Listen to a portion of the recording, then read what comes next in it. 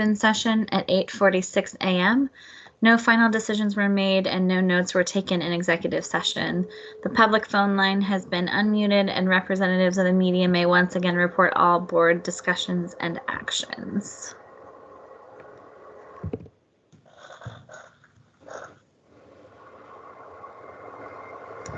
Looks like reports are next on our agenda. Yes.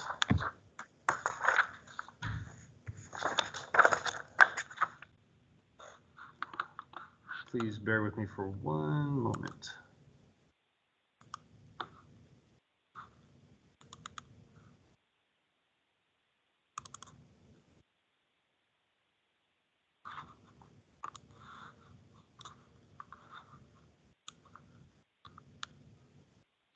All right, so this is Bob Bothwell, and so on slide 12 of, let me back up, I'm gonna stop myself. So we've already covered that because we've had a few board meetings since I've been the interim director and Trampus has been the interim regulatory manager, and we've covered the temporary staffing agencies prior as well. So I will jump right into our stats, and the first slide on slide 12 is licenses issued, and in the first quarter of this year, HLO's issued 2 licenses for midwifery, and licenses renewed. We've in quarter 1 of this year, we've issued 17. 13 were online, 4 still by paper, and licensed by age and gender, predominantly female, profession with 1 unknown, and the age range 36 in the 34 to 41, and 38 licenses from age 42 to 49. Licenses by county. Again, this is the county of residence, not where practices are being held. On slide 16 is the license volume trend, and it appears that we've lost a couple of licenses, maybe just haven't renewed yet. Don't know exactly why, and that's in this first quarter of 2023. And on slide 17 are the financials. And as we can see that we're slowly moving in the right direction. And then in the lower left corner or middle of the page is the board's shared assessments. I know this is all familiar to the board. Are there any questions on any of that?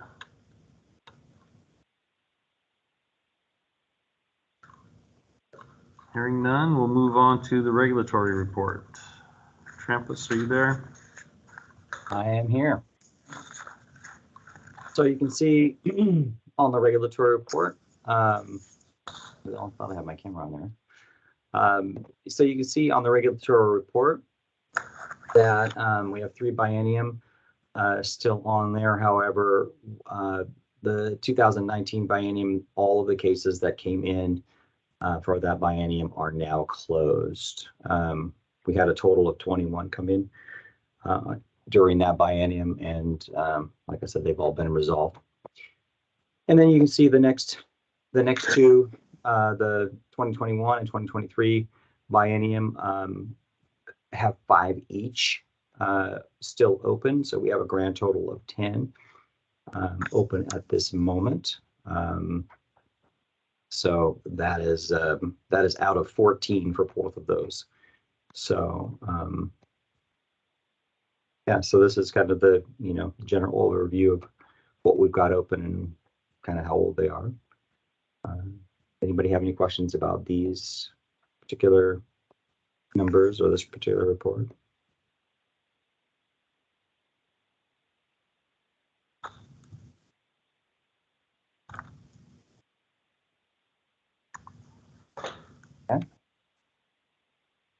Okay, seeing none. The next on the agenda is policy, but I don't believe we have anything. Sammy, are you there? No, I don't have anything. I will have your guys' proposed rules in November to approve with the TXA, the peer review information, and then that risk criteria for abnormal fetal surveillance. So I'll have that for approval in November. And Cerinthia has some stuff on legend drugs and devices. Cerinthia, take it away. Okay. September 14th, the Rules Advisory Committee met. They recommended to the board to add TXA to the list of legend drugs and devices. A midwife is authorized to administer for emergency purposes if a client is hemorrhaging prior to transport, including TXA and the standardized competencies and the written and skills exam, creating a 1 to 2 hour education program and potentially a written and skills examination specifically for TXA. On September 22nd, the board met, determined that they wanted to add TXA to the list of drugs, but not limiting the use of TXA for the purpose of transport, as it's not always necessary. Creating a specialized committee to include 1 rules advisory committee member and 1 examination committee member. And they determined the task was made a high priority. Also adding TXA to the standardized competencies and the written and skills examination the EC is already working on. On October 6th, the EC met and we discussed the directives. They discussed having 1 RAC member and 1 EC member, with 1 with experience, 1 without experience. And then if we could not find somebody with experience, to get another member. I have reached out to, excuse me if I'm pronouncing this incorrectly, Jack King Darlin. And unfortunately, she has not responded to me, so I sent an email to Lynette late yesterday requesting that she sit on the committee as she has experience with TXA. So I'm not sure, Lynette, if you're willing to sit on that committee. So first thing is that Jackson Darlin, I don't believe, is licensed in Oregon at this time. So I don't know if that's important to whether or not that committee, offering that committee membership is relevant or not. But my concern was that I thought the email, and correct me if I'm wrong, was asking for commitment for several 2 to 3 hour meetings. I feel like that is a lot. Well, that potentially that it could be 2 meetings up to 2 to 3 hours, which actually at this point I don't foresee, because I have already created the FAQ and I will be sending it to the members to look at, provide recommendation. We can do a lot of that via email back and forth. And then if need be, we can have a committee, actual meeting.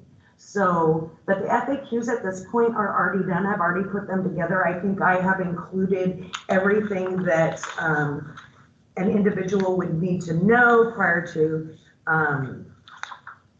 administering TXA in regards to the cognitive skills and the practical skills and the purpose and just a lot of information in that FAQ that an individual would need to know. So I really don't foresee having 2 meetings. I put it out there just in case. I didn't know how in depth the FAQ was potentially going to be. The board said they wanted a 1-pager. At this point, with the limited information that I put in it, I'm at 3 pages, but I think it's very comprehensive. And I think that with the committee looking at that and providing recommendations, again, we won't have to have those 2 long meetings. I hate to put you on the spot, and I'm sorry. If you don't have, or the time to do that, because I know you guys are all really, really busy, I can keep going with additional names that maybe the board could provide me for individuals with experience. And then having a license in Oregon, I don't believe is necessary. It's just really about the experience with the TXA. Sure. So I'm happy to participate. I have a 2-pager document that I have written up as my practice guideline that perhaps we could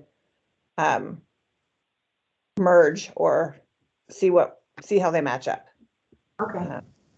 So what I'll do is after the meeting, I will send you an email. I'll attach what I have. And if you could send back what you have to me, I could look at that, merge it together. We can move forward before I send it to the other additional members of the committee that don't have experience, to see if there's something that is lacking in regards to what they feel that they would need to know. Okay. Okay. In addition to that, the EC has met several times and are working on the standardized competencies and the skills examination. There were additional tasks done or assigned at the last EC meeting. We will be finalizing the standardized competencies at our November 10th meeting. They did look at the skills examination. They wanted some modifications made to the format on that, so I've taken it back and have made those modifications. We will be looking at that at the November 10th meeting. And in addition, we should be able to move on to the written examination. So I am hopeful that we should only have 2 more meetings before everything, the skills, the competencies, and the written exam are completed.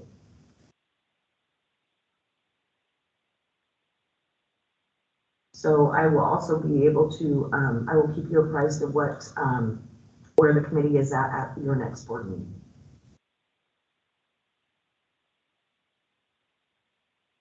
That's all I have. Does anyone have any questions? No? Thank you. Thanks, Cynthia. Okay. The next item on the agenda is public and interested parties feedback, and I do believe Silka is on the phone and does want to make a comment.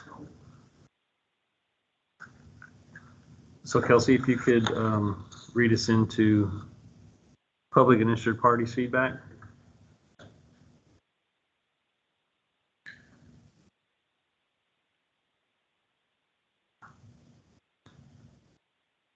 I'm trying to find that one.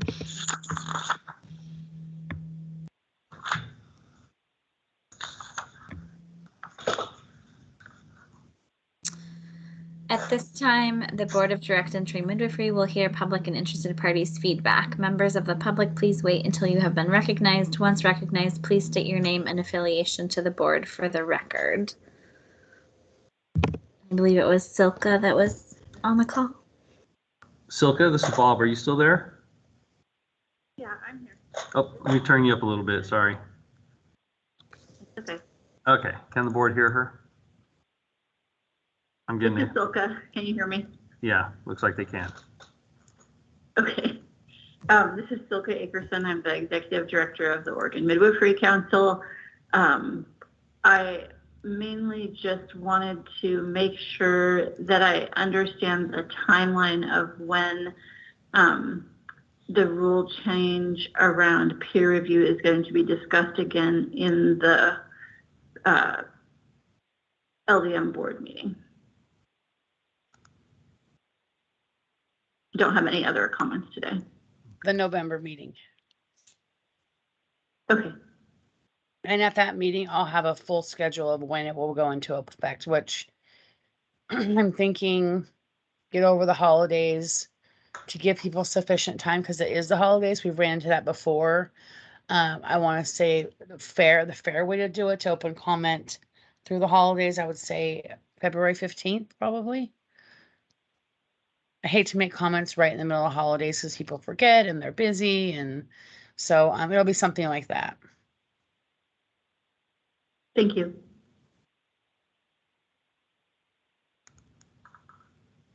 Silke, was there anything else? Nope, that's all. Thank you very much. Is there anybody else on the phone line that would like to make a public comment?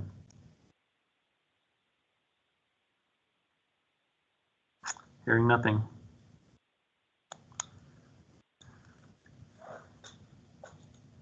Okay. Bob, this is Dorothy. I did want to state one more thing. I wanted to let you guys know that Silke Akerson and Desi Lang are the other two members on that specialized committee.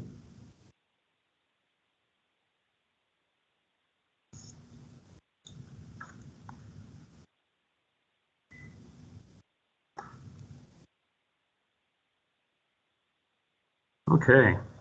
So back to another executive session.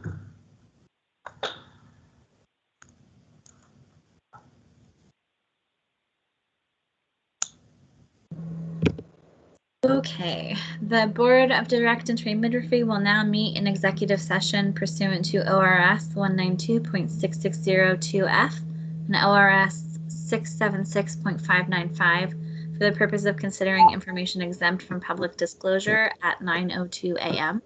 on October 20th, 2022. Representatives of the news media shall be allowed to attend the executive session by conference call and will be provided further call-in instructions shortly. The public phone line will be muted for the duration of executive session. Are there any representatives of the news media on the public phone line? There are not. Recognizing there is no news media in attendance, the public phone line will be muted for the duration of the executive session. We will return to open session before taking any final action or making any final decisions. We are now in executive session.